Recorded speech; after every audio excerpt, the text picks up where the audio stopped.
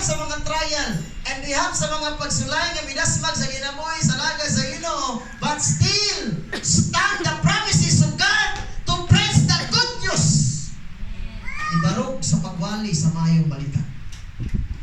Eh doon ay mga panahon mga igsoon nga action taga hagba, but praise God, doon ay mga ministering angels nga mupadala o mga tao nga mupadayon sa pag-raise sa ministeryo. Bisan o bilalaman ta apan ang Dios magaparimay nga magpadayon ang jutay ng padayon. Amen.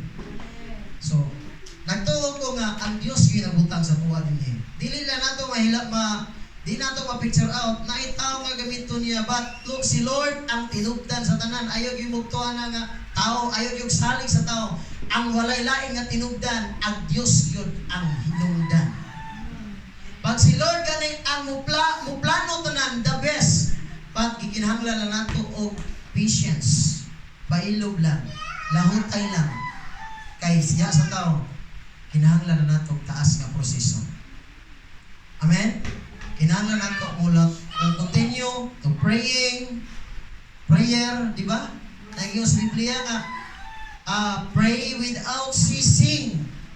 1 Thessalonians 5:17 nga pag-ampo ka mo sa walay hunong. Wala nagpasabot nga pag-ampo sa walay hunong. Bisan pag maghugas kay plato sigag ampo, manglabak ka sigag ampo, sigag manguha kag tao sigag ampo. Naay panahon, naay time nga imong igahin din ha nga mo ampo ka sa Ginoo. Amen ba? Bisang galing naka sa imong uman, why not? Hindi ka mag-pray sa Ginoo. Because God is omnipresent. Ang Diyos na sa tanang dapit. Amen? Pwede ka magkapamalandong kay Lord. Lord, alain ko Lord ko sa yes. Kay ang Diyos dilit lang sa usa ka dapit. Omnipresent. Kung mingon ta God omniscient, ang Diyos nakahibalo sa tanan. Amen. Mingon ta God omnipotent, ang Diyos gamahanan kaayo. Ano yung mga Hebrew words? Omniscient, omnipotent, Father. Omniscient, omnipresent, ang Diyos gamahanan kayo, ang Diyos nakahibalo sa tanan. Sa tanan nga mga panghitabo nakabalo. Iyang gitugot ang tanan. O na, dili ta makapasigarbo.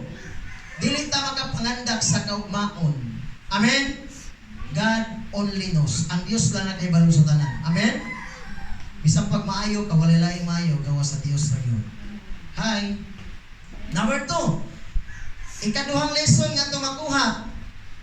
Kining gitawag nga, katong usa ka lalaki na survive. Nga ingon kanila nga katong iyang dilingkuran nga miracle. Pero para sa Kristohanon, kung atong mag-ibase sa Biblia, pag time nga dili pagkuhaon sa Ginoo, buhion pa kaniya. Amen. Amen. Bisang pag maglakaw ka taliwala sa walog sa landong sa kamatayon, bisang pag wadto ka sa kritikal nga lugar, bisang pag mag-gera dito, bisang pag magsabog dito, pero kung panahon nga di pagkakwaon sa Ginoo, iyahabak ang panaliptan.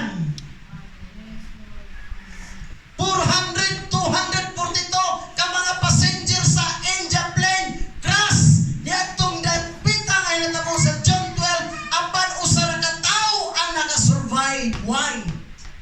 Ngano man? Kay napay plano ang Ginoo siyang kinabuhi. Pag wala nga ganing plano ang Ginoo sa imong kinabuhi, wao na yung ka ni Lord. Pahulay dayon, rest in peace. Pero walay rest in peace sa Kristohanon, congratulations kung mamatay. Amen? Congrats! Kamatayon kadaugan. Hallelujah!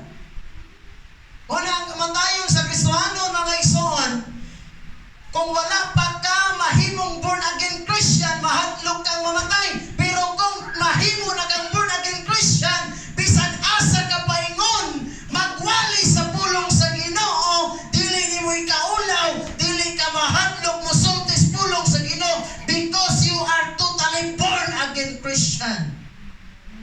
Pero wala ka na born again Christian, alanganin ka mo sultis pulong sa Ginoo. Meaning sa born again Christian, did you love Jesus? Sama ni Peter, Peter, you love me? Ingon si Pedro siya, yes Lord, I love you. Pagkaduha, Jesus, Peter, did you love me? Yes Lord, you know that? I love you. Gigugma ka pag-ayo Ginoo. Pagkatulong nito gaog ang manok. Giingnan siya, di ba? Kauban maka ng Jesus. Kidakpo naman ta si Pedro. Ingon si Pedro, ambot, uy! Di man may kauban na yan ang gidinay. Amen? Dagahang mga Kristohanon nga mo dinay. Ambot, uy! Waman ko nagsimba niya. Nagsimba-simba naman ko. Hello! Ang importante mga igsoon, mamimbro tas langit. Ang importante, mahimot ang Kristohanon. Mahimot ang Diyos noon. Mahimot ang mainampuon. Kay ang pag-ampo sa usa ka tawo, dako kayong kahimuan. Ang pag-ampo mao'y atong hinagiban batok sa kaaway. Amen? Dili armalite ang atong dala. Dili pistola ang atong dala. Dili sundang ang atong dala. Ang atong dala, Biblia. Ang atong armas, pulong sa Ginoo. Mga sundalo, mga pulis nga magsangyaw sila. Walay laing dala. Biblia ang ilang dala. Mga igsoon, subok pa malandungon ang usa ka tawo mamatay nga walay Dios. Subok pa malandungon ang usa ka tawo nga mamatay nga walay Ginoo. Pero sultihan ta ka mga igsoon, ngano naka-survive sa 242 ka passenger ang Air India. Ngano na-survive siya. Mga igsoon tungod kaya doon na pa'y plano ang Ginoo siyang kinabuhi. Siya mismo dili maka-explain nganong giluwas, nganong nabuhi siya. Gi-interview siya sa media sa ilahang lugar. Sir, nganong nabuhi mga sir? I can't explain. I don't know. Why? Nganong I'm still alive. Nganong nabuhi pa ko karon? You know, nganong kabalo ka nga nabuhi pa ka? Because adunay Dios sa langit. Pag dili pa niya itugot nga yakapat yun, buhion bakas Ginoo. Palagpagan na itong Ginoo. Ito na ba yung plano ang Diyos? Sa akong ginabuhi, sa gamay pa kong bata, mga igsoon, ingon pa sa akong inahan. Pinagdugayan nila, pangita sa kuha, dito na ko nabaon sa bato. Sa liti pa may dito sa Batulaki. Batulaki. Naligo daw, slag dagat, niya ako dito ko sa dalom sa bato. Gamay ba ko? Siguro, pilay tuig na ko ato. Gikuha ko niya dito sa ilalom sa bato. Una na ko, narinig ingon nga, kung wala'y Ginoo. Kung ang Ginoo itugot nga, patyon ka, patayon ka. Ikaduhan akong kinabuhi na ako, nataga ko sa kahoy. Isugo ko, star apple, itugo ko sa ilagaw. Gamay po ko, mga 4 years old siguro ko, 5 years old. Wala kong kamot ko. Nabalik. Ligawas ang bukog. Kini ang akong kamot, natursini, nabaog ni. Wala di kay ko kaalsag ka ng bukat ng mga kahoy. Nanrabaho ko sa una sa furniture. Nag-lugdog ko ka ng pasana, nag-alswat ko kahoy nga size kataas o size kataas. O 12 inches. Pwede bugata, nara.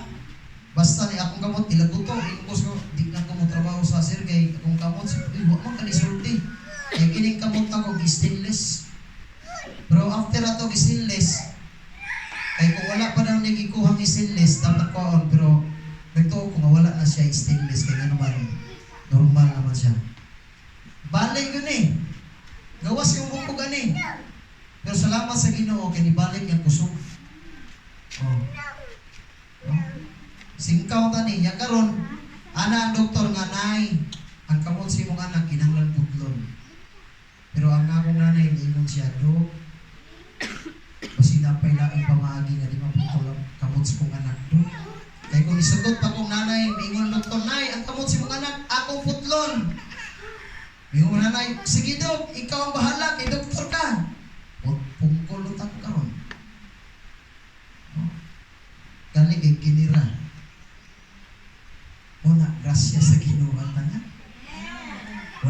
dako nini.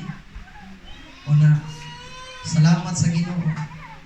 Sin sa Leyte ba mi hantod sa Mindanao. Niabot mi dinapita nga nibiya sila sa Leyte tungod kay Leyte bagyuhon man kaayo. Kusog kayong hangin sa Leyte ang pinungdong ko sa una dito mi San Juan ang balay. Pag kusog kani ng hangin ang atok mga langkat nya doon ra kayo og San Juan nga kanang gitawag na daplin sa baybayon. Kusog kayo ang hangin. Mga balay lagi, mga angga ng atok, ang lubi, mga pukan. Grabe. O, tinianay sila Mindanao. Kaya Mindanao, safety sa kanila. Tinuod mo na. Kaya ang story, grabe ang kuwan sa sa dito sa Leyte. Pero sa Mindanao, secure kaya nga naman napalibutan ng bukid. So, gracias sa Ginoo pag-abot dito, adto na po si tatay na ko kay traveler lagi na mamahan. Dili mapundar og usa ka lugar. Sige biyahe ba. Pagkapalit og yuta, baligya na pod. Adto na kog lain lugar. Wala yung mga nagkulay yuta na